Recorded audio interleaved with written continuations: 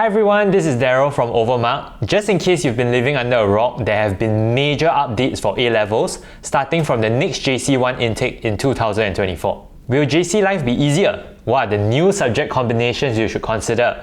And are the new changes actually good or bad for you? In today's video, I'll be sharing with you what you need to know and how the latest changes to A-levels will affect you. First major change is the removal of H1 project work.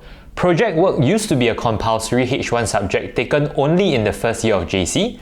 In groups of 4 to 5, students are expected to select one task out of 2 and develop the task into a full project. As a coursework subject, the documents for project works are submitted at different stages throughout the academic year. In the new system, project work will no longer become a graded subject, but rather a pass-fail subject.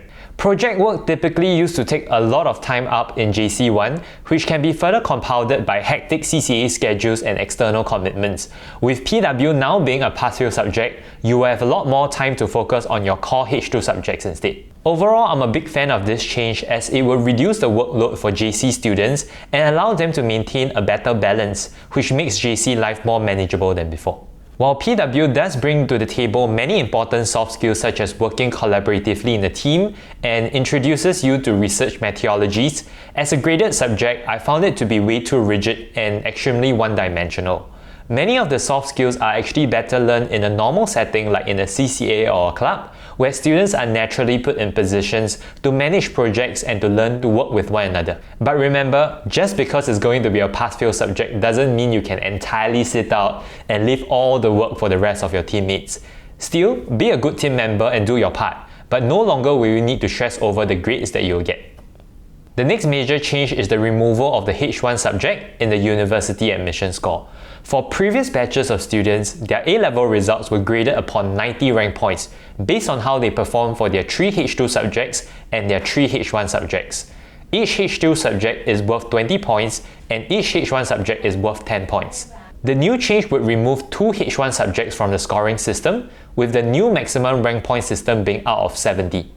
The H1 subject will only be counted if it improves the score. This means that the new grading system will be purely based on the 3 H2 core subjects and H1 general paper. Additionally, general paper will be made compulsory for all. Knowledge and Inquiry, KI for short, which focuses more on philosophy, will continue to be offered in school, but it can no longer replace GP, which places a lot more emphasis on current affairs. Overall, I find this to be beneficial in terms of reducing the workload as students now have one less subject to worry about and they can dedicate more time and effort into mastering their H2 subjects, which are typically highly challenging in nature. While the changes do make it easier for students overall due to the lessened academic workload, it doesn't subtract from the reality that JC will still be a highly competitive environment, as students will all be gunning for good grades that will set them up for their university admissions. The changes do make JC life more manageable than before, but if you think you can breeze through JC now, I'll caution against that because even with the new 3 H2 subjects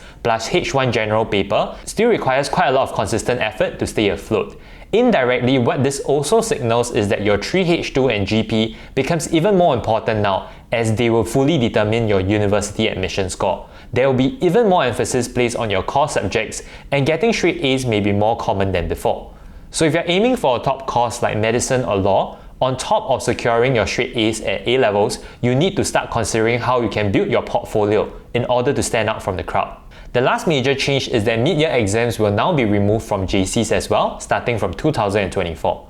Following the changes to the removal of exams at primary and secondary level in 2023, all JCs will also be following suit and removing mid-year exams as well. Personally, I'm a big fan of this decision as it frees up more academic time for schools to deepen learning and explore gaining knowledge outside of the syllabus.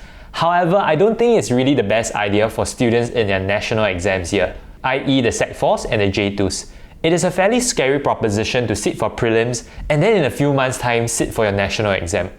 If you really screwed up your prelims and realized that your preparation was insufficient, it might already be too late by then to seek help. Having a mid-year exam during your national exam year will actually give you the reality check that's much needed, which could also inform you better on how best to utilize your June holidays to catch up. Taking away the mid-year exam just means students will only uncover their weaknesses at a later time, which may be too late to rectify by then. since prelim is usually only a few months before O-levels and A-levels. Thankfully, at OVERMUGGED, we will be conducting mock mid-year exams for our students in their national exam year. If you're interested in attending, do follow us on IG and on Telegram, as more details will be released at a later date. The sessions will be timed and conducted in an actual exam-like setting, as our tutors will also be going through the papers and analysing the questions in the post-exam review session. Hope to see you there! And with that, we come to the end of today's video, and I hope that for those of you who are planning to head to JC in 2024 and beyond, you now have a better understanding of how the new changes to A-levels will impact you directly. Overall, I do think that the changes are all positive in nature, but I am a little skeptical on the removal of mid-year exams. But I guess we'll see. If you enjoyed today's video, do drop us a like and subscribe to our channel for more educational content in the future, and I'll see all of you in the next video. Bye-bye!